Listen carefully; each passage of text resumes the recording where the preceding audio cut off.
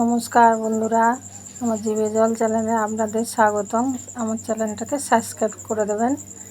আজকের আমি রূপচাঁদা মাছ দিয়ে কচুরমুখী দিয়ে আলু দিয়ে মাছের ঝোল করব। আলুটা পাতলা পাতলা করে কেটে নিয়েছি। এখানে একটা কড়াই বসিয়ে দিয়েছি গ্যাসে, তেল দিয়ে দিয়েছি, আর একটু তেল দেবো। একটা বাটিতে জল বসিয়ে দিয়েছি। এবার কচুরমুখীটা একটু ভাপিয়ে জল ফেলে দেবো, নাল জলটা। তার জন্য 1 চামচ নুন দিয়ে দিলাম। তেলটা গরম হয়ে গেছে, এবার মাছগুলো সব ভেজে নেব। এই সব মাছগুলো দিয়ে দিয়েছি কড়াইতে, আবার উল্টে দিয়েছি। এদিকে রসুন আর আদাটা বেটে নেব। এই কচুরমুখীটা হয়ে গেছে সিদ্ধ করা, জলটা ঝাড়িয়ে নেব। এই যে ঝাড়িয়ে নিয়েছি। এদিকে মাছগুলো ভাজা হয়ে গেছে আমার সব। এবার কড়াইতে আলুগুলো দিয়ে দেবো সব ভাজার জন্য।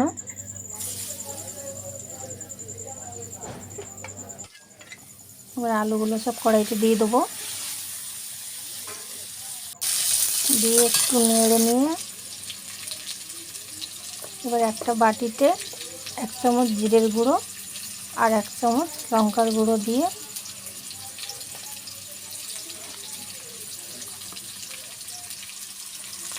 এবার আদা রসুন বাটাটা 1 চামচ, হলুদ দিয়ে দেবো।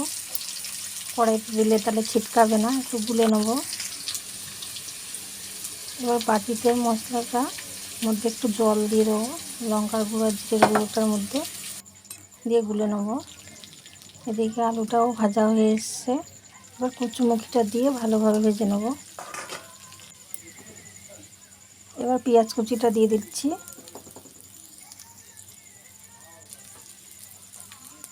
এবার ওর মধ্যে নুন দিয়ে দেবো 2 চামচ, টমেটো কুচি দিয়ে দেবো, দিয়ে সব একসাথে ভালোভাবে ভেজে নেব।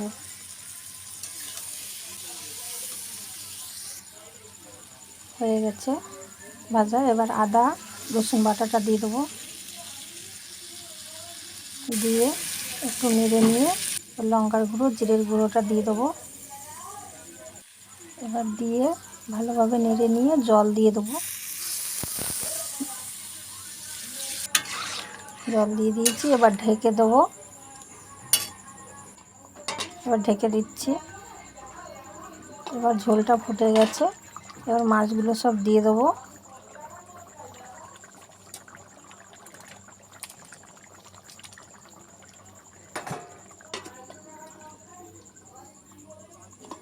এই যে মাছের ঝোলটা হয়ে গেছে। একটু গরম মশলা দিয়ে দেবো।